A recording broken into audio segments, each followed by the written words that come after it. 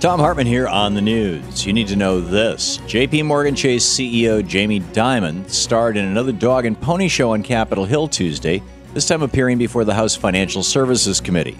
While receiving some tough questions from Democrats on the committee who aren't as dependent on Wall Street money, Dimon was once again given a free pass by Republicans who get big bucks from Dimon. At the top of that list is Financial Services Committee Chairman Republican Spencer Baucus, who calls JP Morgan Chase his second highest campaign contributor of all time, receiving more than $100,000 from the bank. The Republicans in the House didn't just do Wall Street a favor on Tuesday by making it easy on their poster boy, Jamie Dimon. They also voted to slash funding for critical Wall Street regulators at the Commodity Futures Trading Commission. Republicans cut funding for the CFTC by $25 million from last year, and by $120 million from President Obama's request. These massive cuts come just as the CFTC badly needs new funding to implement the new Wall Street regulations that came with the Dodd-Frank Wall Street Reform Law passed in 2010. Unfortunately for the American people who want to see banksters held accountable for their crimes and want our markets safe and regulated, Republicans right across the board have sold out to Wall Street. In screwed news, multimillionaire Congressman Paul Ryan wants to raise your taxes while cutting his own. The Congressional Joint Economic Committee released a new report on the House's Paul Ryan budget, finding that while it gives huge tax cuts to the top 2% of Americans, it actually raises taxes on middle-class families.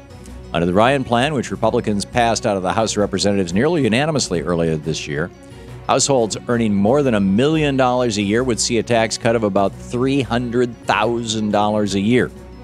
But average income households, like the middle class, would actually see their taxes go up by several percent. The Ryan plan also reverses some of President Obama's tax cuts for working class Americans who make less than $30,000 a year, basically raising their taxes too. So when Republicans say they can't raise taxes on anyone, and even sign pledges to not raise taxes on anyone, they're lying. What they really mean is they can't raise taxes on their Romney-level super rich buddies who are funding their re-election campaigns. In the best of the rest of the news, the U.S. call center industry has lost 500,000 jobs over the last 6 years, thanks to corporations like Bank of America, Wells Fargo, and T-Mobile outsourcing American jobs to foreign countries where they can exploit low-wage workers. But on Tuesday, Republicans in the House had a chance to put an end to this giant sucking sound by passing the U.S. Call Center Worker and Consumer Protection Act, which would cut off federal loans and grants to corporations that outsource American call center jobs. Unfortunately for American workers, the bill failed as House Republicans lined up against it, voting it down, while most Democrats supported the bill. The big four Wall Street banks have moved all of their call centers to the Philippines in the last few years, laying off hundreds of thousands of American workers who bailed out the banks to the tune of $200 billion back in 2008. Time to call your member of Congress, especially if they're a Republican, and ask why they support stimulating the Filipino economy over the American economy. The Republican descent into the fast and furious twilight zone continues. As early as today, Republican Darrell Issa's House Oversight Committee will hold a vote on a measure to hold Attorney General Eric Holder in contempt of Congress for not turning over DOJ documents related to the Fast and Furious program. It was a program started by the Bush administration and centered on selling guns in Mexico and then tracking those guns up to high-level drug cartels. The program was abandoned after an American Border Patrol agent was killed in a shootout with suspected undocumented immigrants who were using Fast and Furious guns.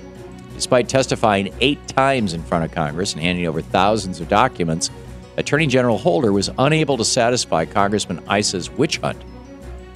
And this morning, the White House asserted executive privilege over the remaining documents that Issa is demanding, a move that President George W. Bush employed 6 times and President Bill Clinton used 14 times. So much for putting Americans back to work. Republicans are more interested in embarrassing this White House, but really they're only embarrassing themselves. Facing an extradition to Sweden and then possibly the United States, WikiLeaks founder Julian Assange fled to the Ecuadorian embassy in London to seek political asylum. In a letter to Ecuadorian President Rafael Correa, Assange wrote that he faces extradition to, quote, a foreign country that applies the death penalty for the crime of espionage and sedition, end quote. That would be us.